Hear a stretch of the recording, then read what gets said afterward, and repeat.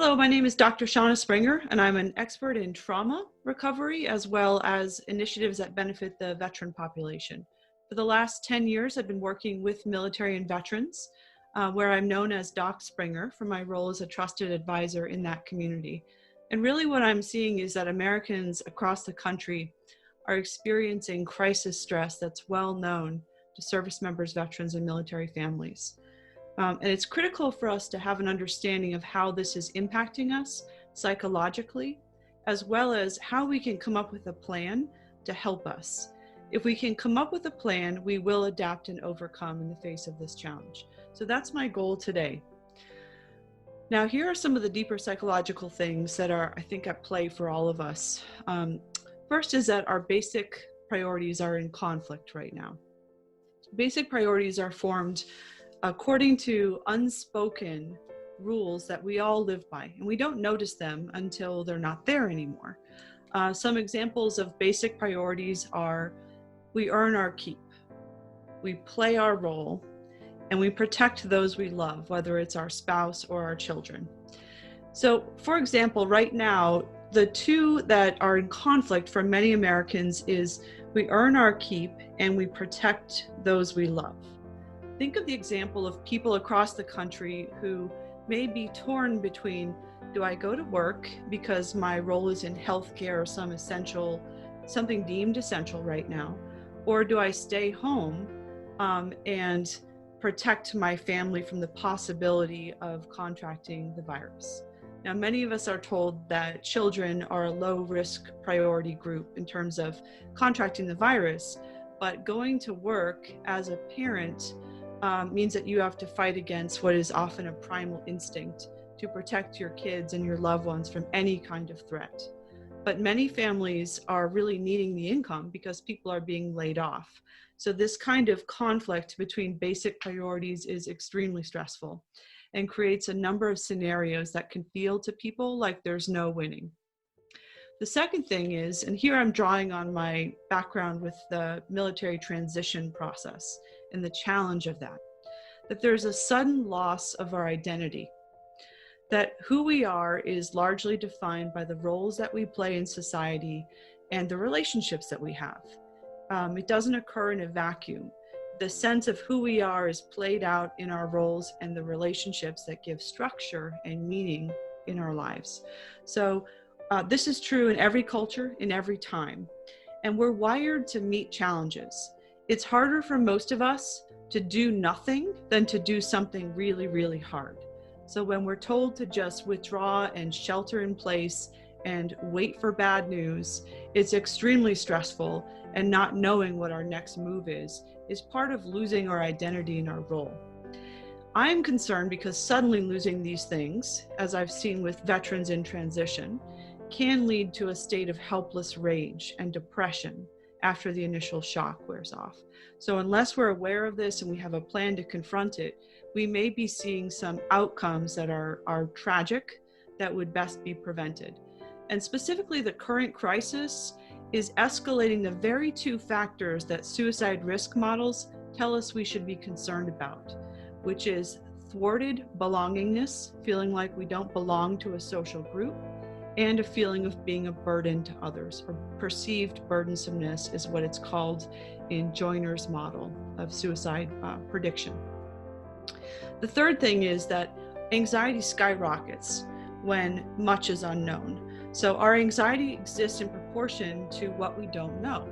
And there's a reason why in horror movies, the sort of cracked door and the shadowy figure is kind of a common theme in movies that are suspenseful or horror movies, because we fill in the blanks with our worst case scenario, with a nightmare in our mind is where we go when we don't know something. And so there's so much right now that's unknown for so many of us that there's a tremendous skyrocketing anxiety effect as we think about what could unfold from here. Now, when we're driven by our anxiety, we tend to make decisions that compound our own stress and other people's stress.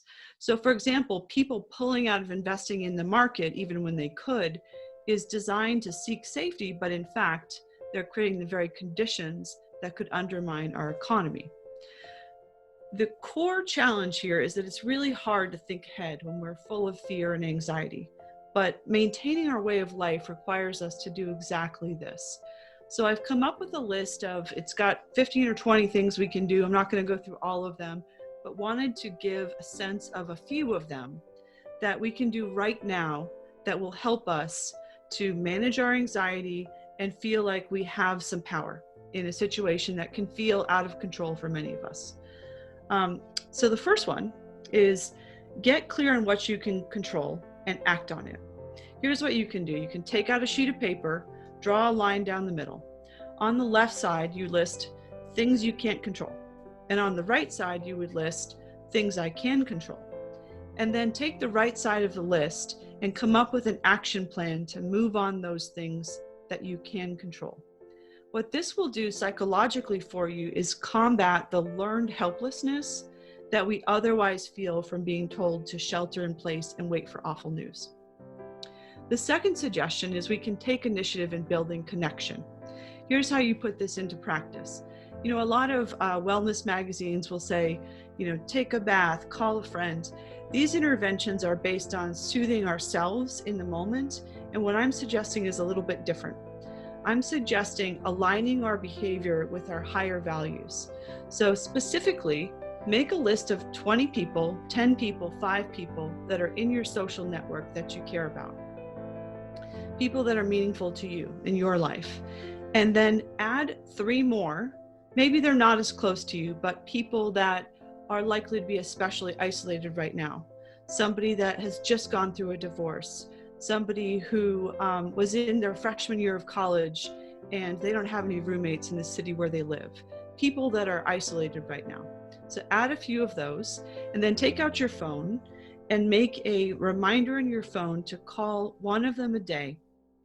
Give space to ask them how they're doing today and let them talk to you as well as you talk to them about how you're doing.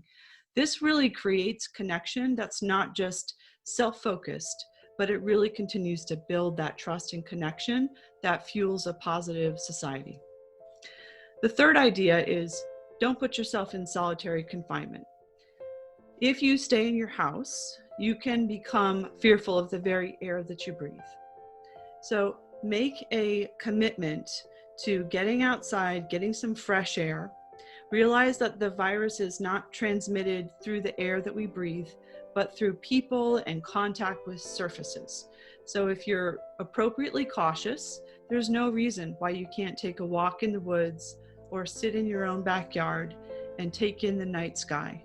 Developing a sense of awe and connection to nature is associated with well-being. The fourth idea is to think in future-oriented ways. Anxiety tunnel visions us, but if we can think about how in 5 years do we hope that we will have handled this challenge, that will take us out of that tunnel vision. So think about how in London during the bombing, how Londoners reacted with a resilient response, and how that became a source of national pride for them for many years after that. What you can do to really apply this is visualize a wise guide, somebody that you would trust with your kids or somebody you care about who would really handle this adversity well, who would respond to others with humor and in ways that promote hope, in ways that promote people to feel like they can cope and they can get through this, and then pattern your behavior on the idea of how this kind of person would respond. The idea is to give yourself something to really connect with that will allow you to behave in ways that align with your higher values. And the fifth thing is to really kind of take the long view. So if you got laid off, that's tremendously stressful, tremendously turbulent for everything else in your life. But don't just go in your foxhole and wait to see what happens. Take this time to deepen yourself in a way that will allow you to gain a skill or learn something that could be useful when you come back into the workforce or look for your next job or your next creative opportunity. Take a lot of time now to learn from free resources that are widely available that you can really use to strengthen your skills or build new skills. So we can use this time to get smarter and stronger so that we're ready when the economy is kind of functioning at full force again. But speaking of the economy, my last point is that, if you have a stable income or plenty of savings, continue to do business, because our way of life is based on trust and connection. These are the invisible ties that bind us, and they are the same things that create a strong economy. So doing business is ultimately about trusting each other. And trusting each other right now is what's going to hold our economy stable through this time of trial. Those are some thoughts that I had. I'm happy to share more as things unfold, but thank you for listening, and I hope you're all well.